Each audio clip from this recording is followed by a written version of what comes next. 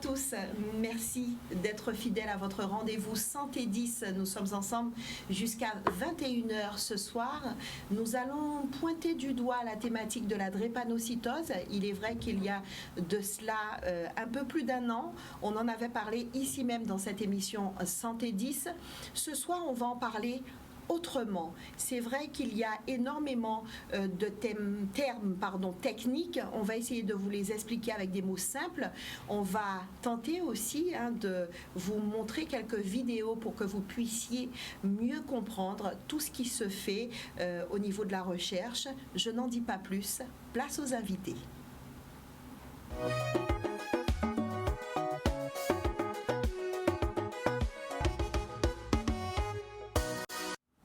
La thématique de la drépanocytose. Pour vous en parler ce soir, le docteur Maryse-Étienne Julan-Otto. Bonsoir. Bonsoir. Merci d'être là.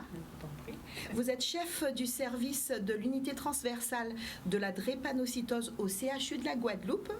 Juste à côté de vous, docteur Ketili, bonsoir. Bonsoir. Chef du service de génétique moléculaire au CHU de la Guadeloupe. C'est bien cela, hein? Tout à fait. En regardant un petit peu, visiblement, c'est un service qui comprend à la fois, qui regroupe à la fois le laboratoire de génétique moléculaire et le CRDN, alors le Centre régional de dépistage néonatal. On va en parler tout à l'heure, on expliquera un peu plus en détail aux téléspectateurs. Le seul homme sur le plateau ce soir, le docteur Johan Garnier, ingénieur de recherche INSERM, Institut national de la santé et de la recherche médicale. Bonsoir. Bonsoir. Merci de votre présence sur le plateau. Et juste à côté de vous, Madame Marilyn Nicolo, psychologue clinicienne à l'unité transversale de la drépanocytose au CHU de la Guadeloupe. Bonsoir. Bonsoir à tous et merci à vous d'avoir répondu à cette invitation ce soir. Permettez-moi, avant de commencer, de saluer toute l'équipe qui travaillent avec vous, qui ont travaillé pour cette émission, qui ne sont peut-être pas présents, mais qui ont travaillé pour cette émission. Et puis j'aimerais faire un petit clin d'œil à l'un de vos collègues en particulier, Monsieur Loïc Amboulet, qui a même joué le jeu et nous a fourni quelques vidéos pour que nous puissions expliquer au plus grand nombre ce qui se passe au niveau de la recherche et surtout comment vous êtes nombreux à travailler pour que nous puissions trouver des solutions à cette maladie, la drépanocytose. Nous allons tout de suite rentrer dans le vif du sujet avec le docteur Maryse-Étienne Julan-Otto. D'abord, on commencera peut-être par une description de la maladie. Qu'est-ce que c'est que la drépanocytose? Alors, la drépanocytose, c'est une maladie qui touche des cellules contenues dans le sang et qu'on appelle les globules rouges. Plus précisément, c'est l'hémoglobine à l'intérieur du globule rouge qui est malade parce que à cause d'une mutation qui touche donc des gènes.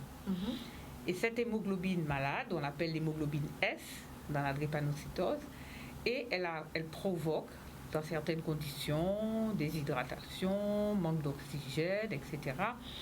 Elle provoque des bouchons dans les petits vaisseaux du sang, les petits vaisseaux sanguins.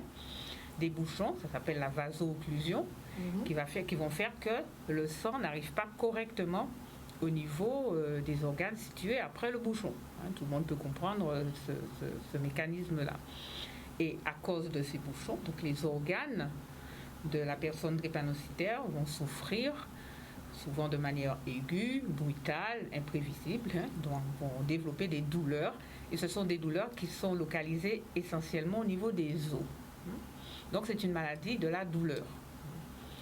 C'est aussi une maladie qui provoque ce qu'on appelle une anémie, c'est-à-dire que les personnes ont moins de globules rouges que les non-drépanocytaires. Et à cause de cela, l'organisme manque d'oxygène et ça a des conséquences au niveau donc, de leur fonctionnement avec le temps. Docteur Étienne Julan, est-ce qu'on peut avoir quelques chiffres concernant cette maladie chez nous ici en Guadeloupe? Oui, parce qu'on a la chance, docteur Lee vous le dira plus précisément, d'avoir un dépistage à la naissance qui est systématique. Ça veut dire que tout enfant qui naît en Guadeloupe depuis 1984 est dépistée et testée pour la drépanocytose. Et c'est ça qui permet d'avoir des chiffres très précis de la fréquence de la maladie. On sait que c'est un nouveau-né sur 300 qui naît en Guadeloupe naît atteint de cette maladie-là. Comment on explique ce taux très élevé chez nous en Guadeloupe? Eh bien, c'est notre histoire. C'est notre histoire. Nous venons, pour beaucoup d'entre nous, du continent africain, où la maladie est apparue il y a très très longtemps. Et donc, ce sont les mouvements de population essentiellement d'origine africaine, mais aussi d'origine indienne, mais aussi du pourtour méditerranéen, etc., qui expliquent la grande fréquence de cette maladie chez nous. Comment elle se manifeste? Alors, comme j'ai dit tout à l'heure, le signe le plus fréquent ressenti par la personne drépanocytaire, c'est la douleur. Alors, quand on dit douleur, on ne dit pas que la personne est en train de souffrir en permanence. Il y a des crises douloureuses qui surviennent à certains moments, qui sont déclenchées parfois. Et puis, en fonction du patient, il y a des patients qui auront des crises très souvent et il y en a d'autres qui ont des crises très rarement. C'est la particularité de la drépanocytose, d'être très variable d'un patient à l'autre. Il y a l'anémie, il y a une sensibilité aux microbes qui est surtout marquée chez le tout petit drépanocytaire, mais qui malgré tout persiste toute la vie. Et puis, surtout avec le temps, tous ces phénomènes qui surviennent chez le malade vont faire souffrir les organes, ce qu'on appelle les lésions chroniques, les lésions dégénératives. Et tout organe peut être touché puisque le sang circule partout. Donc les bouchons dont on a parlé, la vaso-occlusion peut survenir n'importe où. Et donc voilà, les lésions chroniques peuvent toucher n'importe quelle partie du corps. Docteur Lee, comment se passe le dépistage? Comment on fait le dépistage? Alors, le dépistage chez le nouveau-né, parce qu'on peut aussi faire du dépistage chez la personne adulte. Oui. Donc, chez le nouveau-né, tout à l'heure, si vous voulez bien, on montrera le film. Comme a dit le docteur Étienne Juland, tous les enfants qui naissent sur le territoire de la Guadeloupe, mais également Saint-Martin et Saint-Barthélemy, puisque nous sommes le centre régional de dépistage néonatal de la Guadeloupe et des îles du Nord. Donc tout enfant qui naît en Guadeloupe, autour du 2e ou 3e jour, on propose en tout cas aux parents de réaliser le dépistage. Il faut savoir qu'on ne dépiste pas que la drépanocytose. Donc, quand on verra sur le film, on recueille des gouttes de sang sur un petit carton qui s'appelle le carton de Guthrie ou papier buvard. Et ces quelques gouttes de sang nous permettent de réaliser les analyses qui permettront donc de déterminer si l'enfant est sain par rapport à la drépanocytose, s'il est drépanocytaire ou s'il est aussi hétérozygote, c'est-à-dire qu'il est porteur, comme on dit, porteur sain. Voilà. Très bien. Concernant le diagnostic, comment on fait? Quelles sont les différentes étapes? Alors, c'est à partir du sang, tout simplement. Il y a un certain nombre de tests biologiques, des analyses qui sont faits. On a tout l'équipement nécessaire on a parlé du nouveau-né. Oui. Chez l'adulte? Chez l'adulte, en revanche, ce n'est pas à partir du papier buvard, c'est un tube de sang. Donc, c'est très important d'indiquer aux personnes adultes qu'ils peuvent se faire dépister pour déterminer justement s'ils sont porteurs, en particulier les personnes qui envisagent d'avoir des enfants, de savoir leur statut, leur type d'hémoglobine. Donc, on invite en général les adultes à se faire dépister. Ils peuvent se faire presque l'examen par leur médecin ou venir au centre, à l'unité transversale de la drépanocytose où on va leur donner toutes les explications sur cette maladie. Ils pourront se faire dépister. Les analyses se font dans mon laboratoire et on a les résultats en quelques jours. Docteur Lee, quand une femme est enceinte, systématiquement, on fait le nécessaire. Alors, quand la grossesse est entamée, c'est une question. Alors, je ne sais pas qu'est-ce que vous entendez par on fait le nécessaire. C'est très important de préciser que, effectivement, on va lui proposer, si elle ne connaît pas son type d'hémoglobine, on va lui proposer, puisque nous sommes une population où les porteurs du trait drépanocytaire, les gens dits hétérozygotes ou porteurs sains, si vous voulez, on est très nombreux. Donc, le risque de rencontrer un conjoint qui lui-même est porteur est élevé.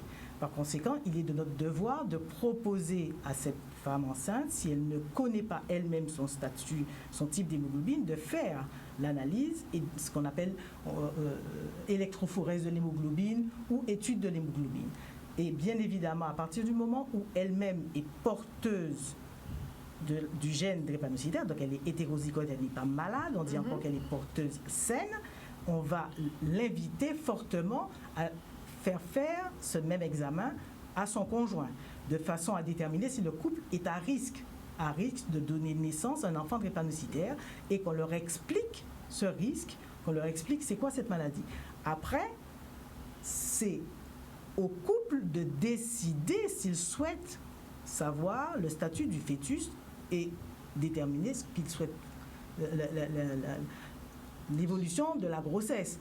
Ce n'est pas systématique, ce n'est pas à nous de choisir. C'est à la demande c'est à la demande du couple. Donc il y a deux conditions indispensables. C'est d'une part qu'il y a un risque avéré, c'est-à-dire que les deux conjoints sont tous les deux porteurs de l'hémoglobine drépanocytaire, je dis. Et deuxièmement, ça ne peut être que le couple qui en fait la demande de faire le diagnostic prénatal. Nous ne pouvons pas leur imposer quoi que ce soit. Alors, docteur Lille, le couple qui décide qu'il veut, qu'il est d'accord, qu'il voudrait qu'on fasse, et qui parfois a un résultat qui n'est pas celui qu'il attend, malheureusement, je me suis un peu documentée et j'ai trouvé que parfois, on leur conseille même d'interrompre la grossesse. Alors, non. On ne peut pas leur conseiller d'interrompre la grossesse. Mais eux peuvent le demander. Eux peuvent le demander. D'accord. Ok. J'ai peut-être mal formulé.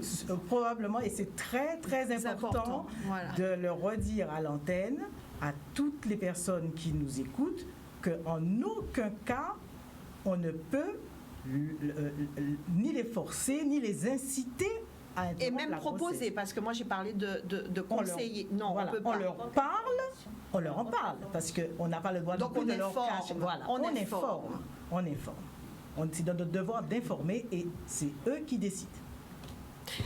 On va demander au docteur Garnier de nous expliquer un petit peu son travail, de nous expliquer un petit peu son rôle, de nous expliquer un petit peu ce que c'est que l'INSERM, c'est ça, l'INSERM. Ok, l'INSERM, c'est l'Institut national de la santé et de la recherche médicale. Et donc, nous travaillons, il y a plusieurs unités de recherche. Et dans notre unité de recherche, qui est répartie sur Paris, La Réunion et la Guadeloupe, nous travaillons entre autres sur la drépanocytose. En Guadeloupe, pour cette unité de recherche, nous ne travaillons que sur la drépanocytose. Et donc, en étroite collaboration avec l'unité transversale de la drépanocytose. Donc, pour les patients qui acceptent d'intégrer un protocole, nous recevons leur consentement, nous recevons leurs tubes de sang et nous analysons leur sang afin de mieux comprendre la maladie dans le laboratoire. Donc chaque chercheur a son domaine en particulier. Certains étudient le globule rouge, d'autres les plaquettes. Moi j'étudie des microparticules, ce sont des petites boules qu'on a dans le sang de monsieur tout le monde, mais chez les drépanocytaires il y en a plus. Et du coup, je cherche à mieux comprendre le rôle de ces microparticules dans la drépanocytose. Vous avez beaucoup d'étudiants qui viennent de votre côté, régulièrement. C'est aussi notre rôle de former à la recherche et puis d'enseigner. Donc nous enseignons à l'université en faculté de sciences exactes et naturelles, ce que je fais aussi. J'enseigne aussi en médecine, en biologie cellulaire, biochimie, etc. Et puis pour les kinésithérapeutes en Martinique. Et donc nous avons des stagiaires de 3e jusqu'à Bac plus 5, et puis après des doctorants s'ils veulent aller jusqu'au grade de docteur. Quelles sont les dernières découvertes en date concernant vos travaux? Les miens ou ceux de l'INSERM? Ok, disons de l'unité. De l'unité. D'accord, de l'unité. Alors, déjà, le diagnostic dont on parlait a été mis au point dans ce laboratoire en 1984 et après a été étendu à toute l'Hexagone vers les années 2000. Donc, c'était quelque chose de quand même majeur et qui a beaucoup permis d'avancer puisque l'important est de diagnostiquer très tôt la maladie pour permettre la prise en charge du patient. Ensuite, on a beaucoup travaillé sur le stress oxydant, c'est-à-dire des molécules qui vont endommager les globules rouges, qui vont faire en sorte qu'il y ait plus de globules rouges qui vont adhérer au vaisseau sanguin. On a beaucoup étudié ça et notamment nos résultats ont montré que l'utilisation d'antioxydants dans cette maladie était utile et depuis, c'est tout récent, la L-glutamine notamment est utilisée pour le traitement des drépanocytaires, en Guadeloupe notamment. Alors, quand on parle de l'INSERM, on se documente et puis on trouve la recherche fondamentale et la recherche appliquée. Est-ce que vous pouvez nous expliquer? Alors moi, quand j'ai lu, j'ai pas tout compris. Je me suis dit que j'allais vous poser la question et comme ça, ça me permettrait de comprendre, mais ça permettrait à tout un chacun de comprendre parce que nombreux d'entre nous, nous cherchons près de notre copain Google, mais quand on a le docteur Garnier pour nous expliquer, c'est vraiment mieux. Alors, la recherche appliquée a un but très rapide pour améliorer tout de suite la prise en charge ou alors découvrir tout de suite un traitement, alors que la recherche fondamentale cherche à comprendre comment fonctionne une maladie. Donc, on n'a pas tout de suite la visée d'un médicament dans ce type de recherche. Néanmoins, ça peut déboucher vers.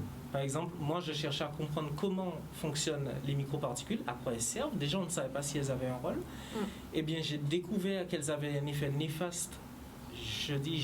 Notre unité, nous avons découvert qu'elles avaient un effet néfaste chez les drépanocytaires. Et donc, nous avons décidé d'utiliser des molécules qui empêchent cet effet.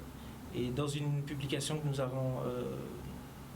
dans un article que nous avons publié l'an dernier, nous avons donc proposé 2 potentiels médicaments qui empêchent les effets néfastes de ces microparticules. Donc, on peut passer de recherche fondamentale à quelque chose qui est plus appliqué et qui se rapproche d'une utilisation chez l'homme.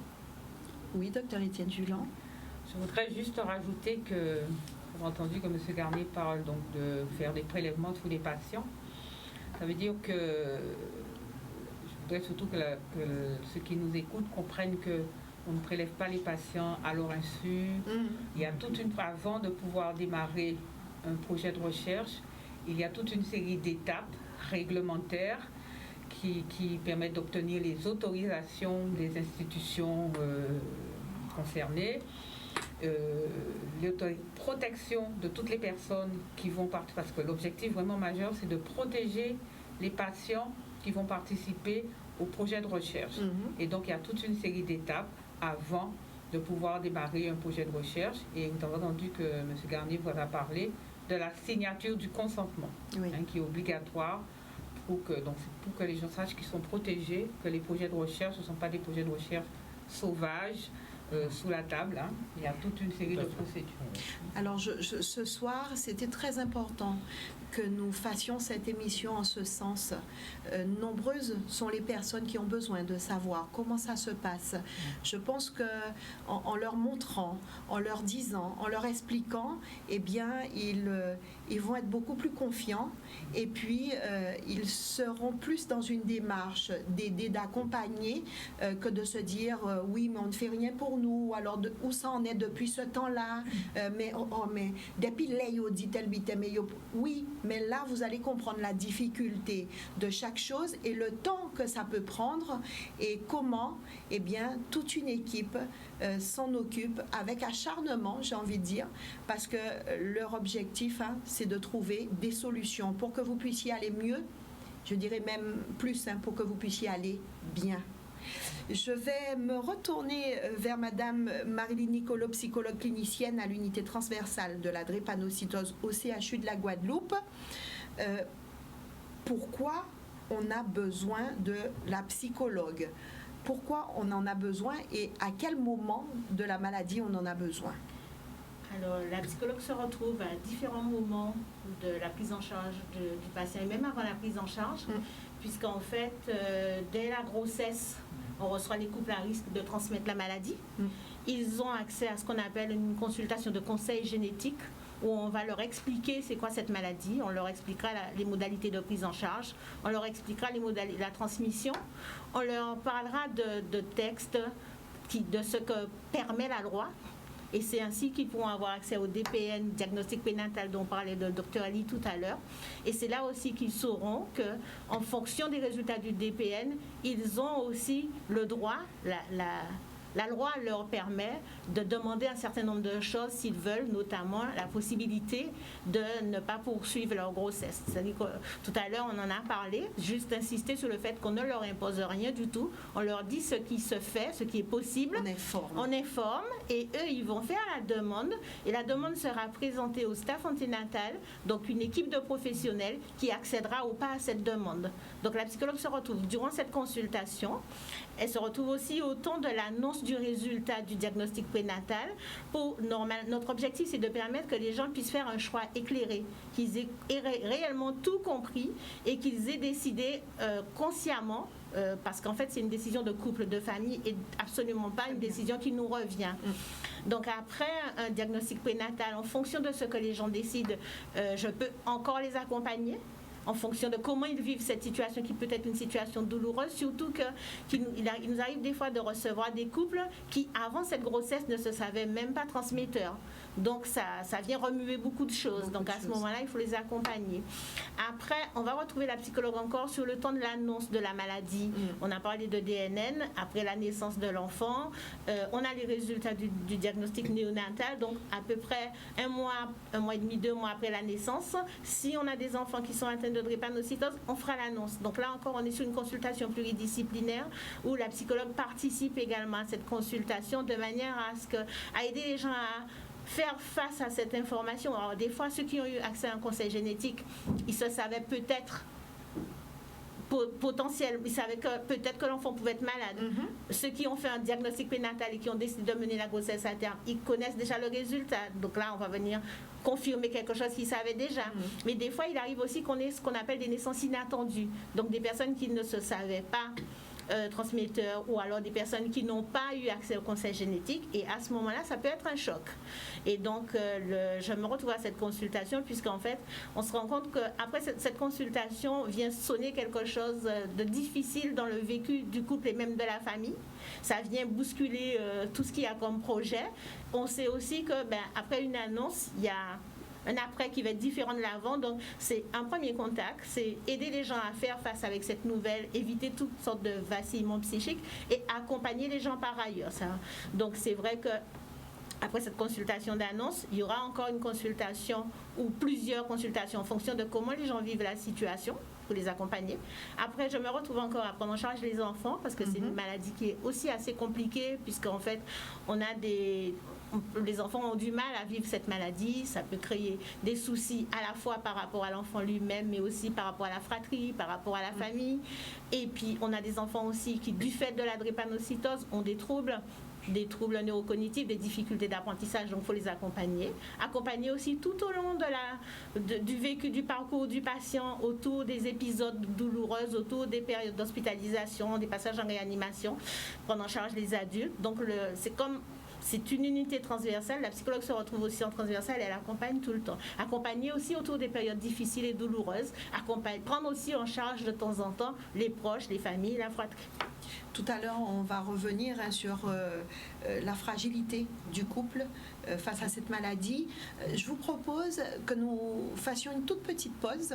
Nous allons revenir juste après avec les vidéos et vous allez pouvoir expliquer aux téléspectateurs ce qu'ils vont voir sur chacune des vidéos.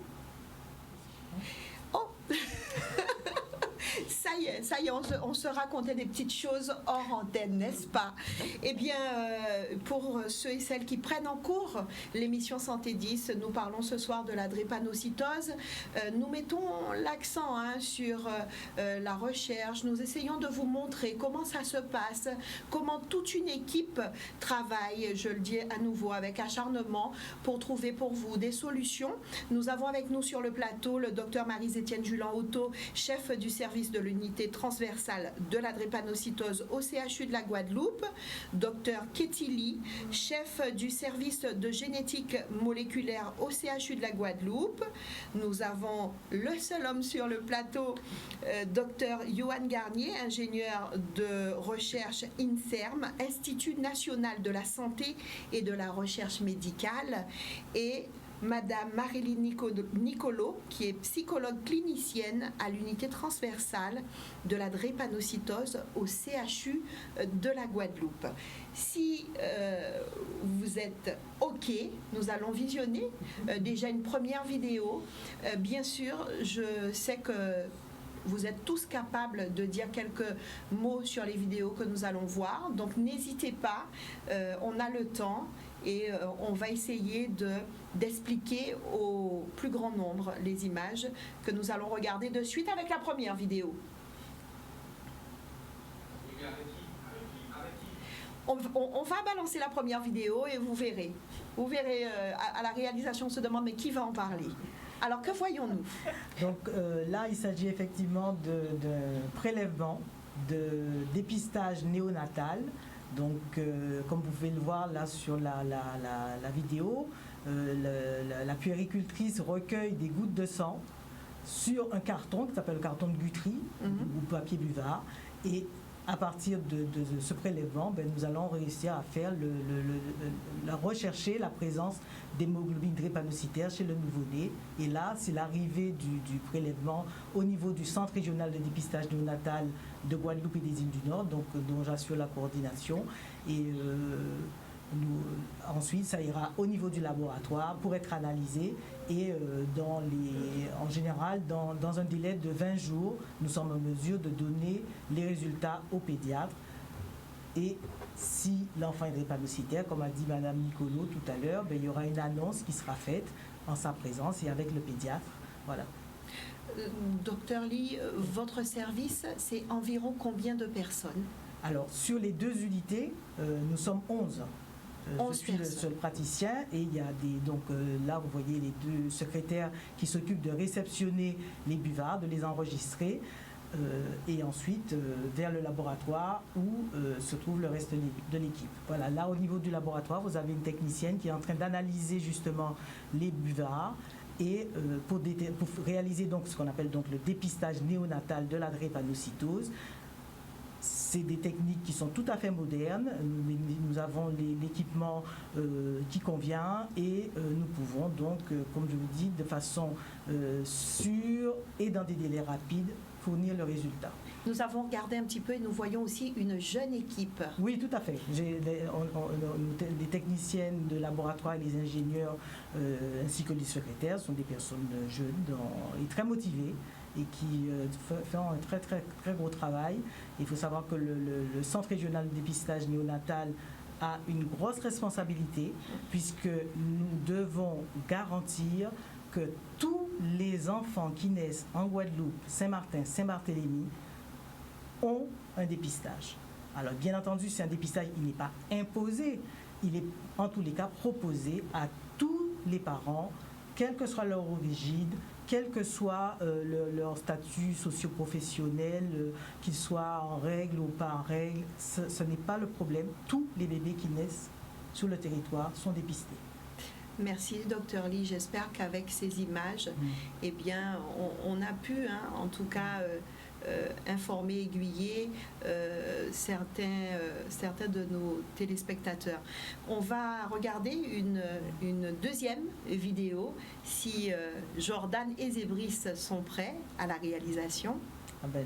Là, c'est encore l'activité du laboratoire pour montrer que le dépistage est réalisé également chez la personne adulte. Vous voyez là, on va faire le même examen, mais à partir d'un tube de sang.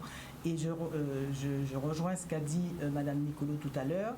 Il est important que les personnes adultes de Guadeloupe déterminent leur type d'hémoglobine pour éviter les situations comme elle est amenée à gérer, de grossesses qui ont déjà démarré, qui est un événement heureux en général, la grossesse, et de découvrir à ce moment-là qu'on est à risque, ou alors de le découvrir carrément à la naissance de l'enfant qu'on est finalement porteur et qu'on a donné naissance à un enfant drépanocytaire. Alors, l'idéal, c'est quand même de réaliser le dépistage, comme chez la personne adulte, comme vous voyez qu'on le fait là au niveau du laboratoire, chez le jeune adulte, avant d'envisager une grossesse, pour éviter cet effet de choc à l'annonce de diagnostic, alors qu'on ne se sait pas porteur du gène de la drépanocytose. Docteur Lee, on a parlé d'une jeune équipe. Aujourd'hui, le sujet de la drépanocytose intéresse beaucoup les futurs médecins ou encore les futurs docteurs en sciences, ou pas suffisamment? Enfin, docteur en sciences, je ne sais pas, mais pour les docteurs en médecine, justement, c'est un gros souci, puisque je profite du plateau pour lancer un appel aux étudiants en médecine, aux internes, parce que la relève n'est pas assurée. Dans les années qui viennent, va se poser le problème de la pérennité de cette activité. Allons-nous pouvoir la maintenir en Guadeloupe? Vous voyez, quand même, on rend un service à la population et actuellement, il n'y a pas sur le territoire de la Guadeloupe d'autres spécialistes capables de prendre le relais.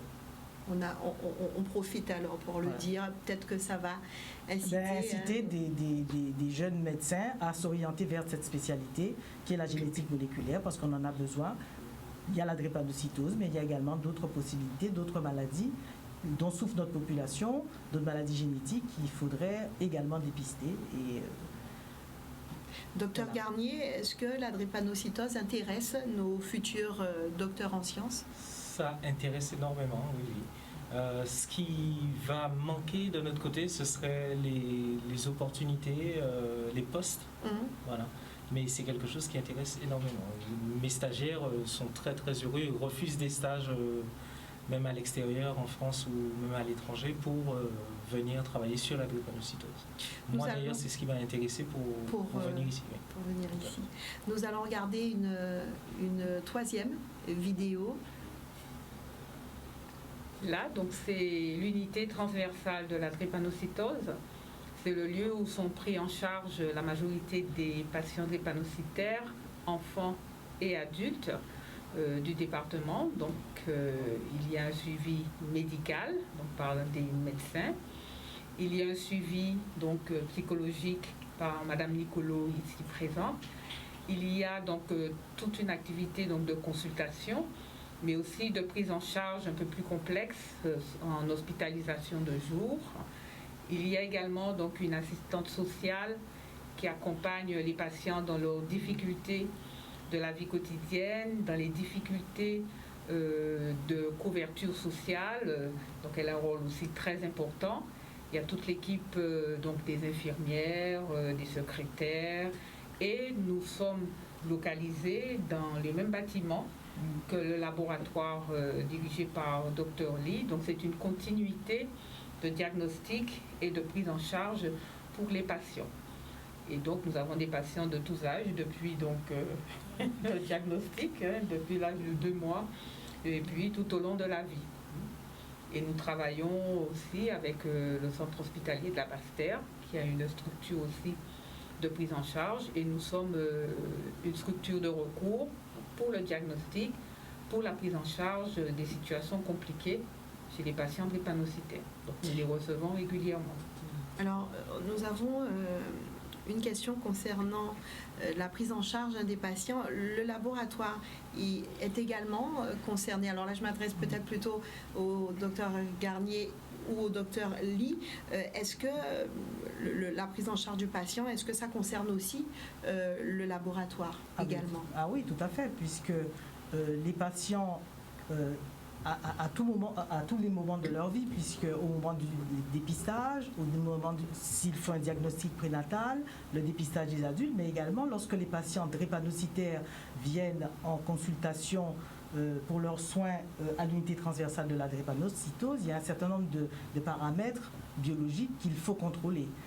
De même, lorsqu'ils sont hospitalisés, et notamment lorsqu'ils reçoivent des transfusions, nous avons régulièrement à surveiller l'efficacité de ces transfusions. Donc le laboratoire et l'unité transversale de la drépanocytose, mais également tous les services de soins qui accueillent les patients drépanocytaires à l'occasion de diverses complications, nous travaillons en étroite collaboration avec eux et nous rendons des résultats tous les jours pour assurer leur suivi. Nous vous proposons une autre vidéo. Alors là, c'est une des techniciennes de mon laboratoire qui est en train de réaliser ce qu'on appelle des analyses de génétique, donc sur l'ADN. Là, cet appareil-là, c'est un séquenceur qui permet donc de déterminer au niveau de l'ADN, au niveau des gènes, si la présence ou pas du gène drépanocytaire. C'est un examen qu'on va faire principalement au moment du diagnostic prénatal, puisque avec une prise de sang simple, on peut faire le diagnostic de la drépanocytose. En revanche, chez le fœtus, il n'y a pas d'autre moyen que de travailler sur l'ADN à partir de ce qu'on appelle l'amniosynthèse. Les patients connaissent ce mot, là où nous faisons de l'extraction de l'ADN du fœtus et nous réalisons donc l'analyse de son ADN pour déterminer s'il est porteur ou pas, ou s'il est atteint de drépanocytose. Nous profitons, de ce moment pour saluer toute l'équipe qui travaille autour de vous, leur dire vraiment merci pour le travail fourni, mais merci aussi d'avoir joué le jeu, puisque nous avons le doigt à l'image, et ces personnes ont accepté avec cœur de jouer le jeu. Et puis vous vous demandez, mais c'est qui le super grand caméraman professionnel qui a tourné ces images, comme on voit, images stables, images de qualité? Eh bien, c'est Loïc Amboulet, oui, qui est ingénieur dans mon service. Voilà, qui est ingénieur dans le service du docteur Lee, qui a accepté de nous aider. Ce n'était pas de tout repos, parce qu'il fallait faire son travail, il fallait faire tout ce qu'il y a à faire, et en plus trouver le temps de tourner ces petites vidéos. On lui dit merci à Loïc et merci vraiment à toute l'équipe. On va regarder une 5e et dernière vidéo. Alors ici, nous voyons le docteur Marc Romana, qui est le responsable de la structure du pôle guadeloupéen de notre unité de recherche INSERM, qui a d'ailleurs été mon directeur de thèse et qui est là en train de former une stagiaire en 3e année à Fouillol. On a quelques questions de certains téléspectateurs. On va y aller rapidement parce qu'on arrive déjà quasiment à la fin de l'émission. Ça va très très vite. On a Claire de Garges-les-Gonesse qui demande si on guérit de la drépanocytose. Alors, aujourd'hui, il existe un traitement qui permet de guérir de la drépanocytose qu'on appelle la greffe de cellules souches hématopoïétiques, la greffe de moelle couramment le plus souvent utilisée. Alors ce traitement consiste à remplacer, avant de parler de ça, il faut d'abord savoir que c'est la moelle osseuse, celle que l'on trouve à l'intérieur de nos os, qui est responsable de la fabrication des cellules du sang. Donc la greffe de moelle, le principe c'est de pouvoir remplacer la moelle de la personne, la moelle osseuse, je précise osseuse, de la personne malade par une moelle osseuse non malade. Et donc c'est un traitement qui nécessite toute une série de traitements lourds en amont, c'est-à-dire avant de pouvoir greffer, parce qu'il faut pouvoir détruire la moelle de la personne malade qui va être greffée, puis elle va recevoir la moelle de son donneur, et il faut attendre le temps que la greffe puisse prendre, en sachant que comme on a introduit des cellules étrangères chez un être humain, il faut lui administrer des traitements pour éviter que son organisme ne se débarrasse de ces cellules étrangères qu'on lui a données. Donc ce sont des traitements aussi très lourds, immunosuppresseurs, pour pouvoir permettre à la greffe de prendre. Alors la première condition pour pouvoir bénéficier d'une greffe de moelle, vous comprenez bien que c'est un traitement très lourd. Donc la première condition, c'est qu'il y ait une indication à la greffe. Et les indications à la greffe, ce sont des complications graves de la maladie, dont la plus fréquente est l'accident vasculaire cérébral, qui peut survenir chez des enfants drépanocytaires très jeunes. Donc c'est la première indication. Les indications augmentent de plus en plus, mais ce n'est la première. La deuxième, vous ne pouvez recevoir qu'une moelle qui est compatible avec vous. Donc la deuxième condition, il faut un donneur compatible. Et c'est souvent là où le bas blesse. Le bas blesse. Alors les plus compatibles, ce sont les frères et sœurs, mais il arrive que même parmi les frères et sœurs, il n'y ait pas de donneur compatible. Donc c'est la deuxième difficulté qui est vraiment une vraie difficulté. Et la troisième, pour nous qui vivons en Guadeloupe, en Martinique, donc à 7000-8000 km de l'Hexagone, les greffes se font dans des gros CHU parisiens ou en province.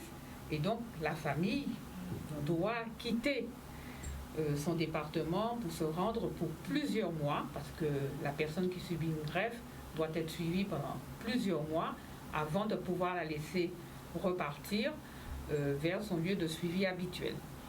Donc, tout ça pour dire que c'est un traitement qui n'est pas applicable à l'ensemble des patients. Donc, peu de patients drépanocytaires pourront bénéficier d'une greffe de moelle osseuse.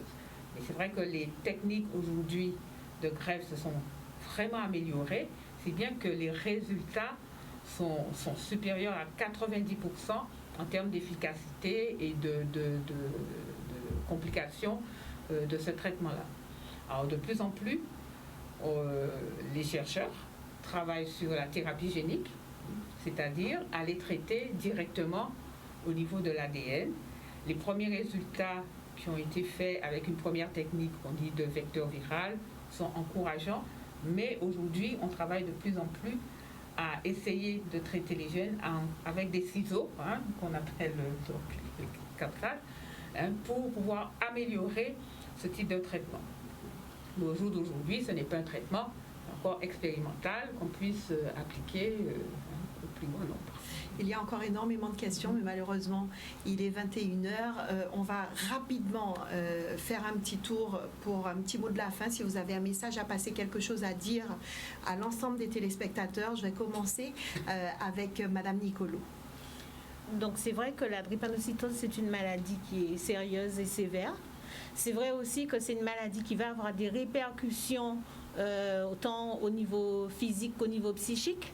Et souvent, les gens hésitent à venir parler du vécu, parler de comment ils vivent cette maladie, de cette maladie qui va venir modifier tout au plan familial, au plan social. Donc, c'est vrai que c'est important que les gens comprennent, que les patients comprennent que c'est important de pouvoir se dire, de pouvoir dire comment on vit cette maladie qui peut être compliquée en fonction de ce qu'on vit, en fonction des épisodes, mais aussi en fonction des crises vaso-occlusives. Merci beaucoup, Marilyn Nicolo, psychologue, clinicienne à l'unité transversale de la drépanocytose au CHU de la Guadeloupe. Un petit mot de la fin, docteur Johan Garnier, qui, je rappelle, est ingénieur de recherche INSERM. Je veux tout simplement remercier les patients qui donnent leur consentement pour participer à ces études. De nombreux groupes de recherche, même sur la drépanocytose, manquent de patients lorsqu'ils font des recherches, mais nous ne manquons pas de patients et nous arrivons même à mettre en place des suivis longitudinaux. Les patients viennent et reviennent. C'est vraiment très appréciable et ça nous permet d'aller beaucoup plus vite dans la recherche. Donc merci à chacun qui donne son consentement. Merci à vous d'être venu ce soir, docteur Katie Lee, chef du service génétique moléculaire au CHU de la Guadeloupe.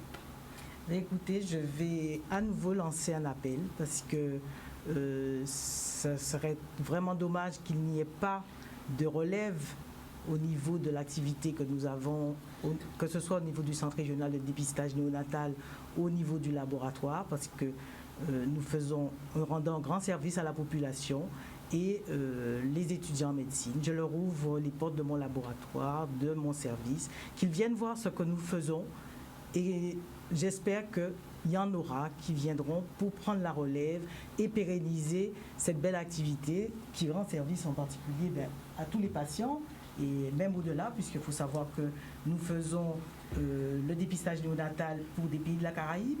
Donc ça veut dire que notre expertise est reconnue, que ce soit Tobago, Grenade, mais également Trinidad et Tobago. Nous faisons du diagnostic prénatal ou de la génétique moléculaire de la drépanocytose pour Saint-Laurent-du-Maroni en Guyane, pour la CHU de la Martinique. Donc il y a du potentiel et ce serait dommage que ça se perde. Voilà. Je suis sûre que le message sera entendu. Docteur Étienne Julien-Otto.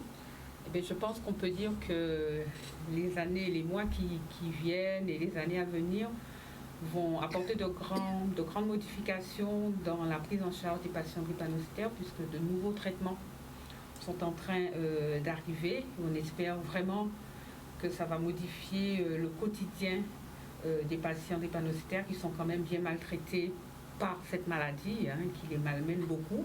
C'est une maladie grave, on l'a répété, maladie qu'il faut souffrir. Donc nous avons beaucoup d'attentes au niveau des nouveaux traitements que nous appliquerons en Guadeloupe comme ailleurs. Ils ont été certains ont été validés aux États-Unis il y a 1 an. Donc nous nous apprêtons à les mettre en place chez nous. Et puis la recherche, les essais thérapeutiques, ça veut dire que les patients auront eu une part très importante dans l'évolution de toute cette prise en charge. Merci à vous d'avoir participé ce soir à cette émission. Nos 2 réalisateurs, Zébris et Jordan, qui ont fait un super travail ce soir, comme toutes les autres fois où ils sont là. Merci à vous, Jordan et Zébris. Nous, on se donne rendez-vous jeudi prochain. Nous allons parler de la transplantation rénale. Voilà, je n'en dis pas plus. Merci à vous de nous suivre.